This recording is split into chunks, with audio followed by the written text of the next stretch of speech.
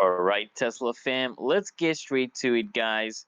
In this video, guys, I'm going to show you how to enable the enhanced auto lane change in your Tesla, guys, for a more effortless driving experience, okay? First things first, guys, you want to access the controls.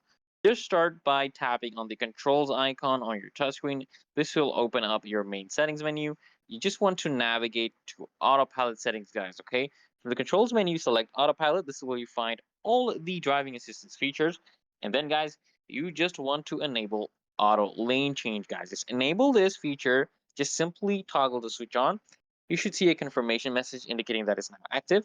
So I need to understand the activation method, guys. To use enhanced auto lane change, just activate your turn signal while driving at highway speeds. Yeah, and your Tesla will automatically check for a clear lane and change the lane for you guys, okay?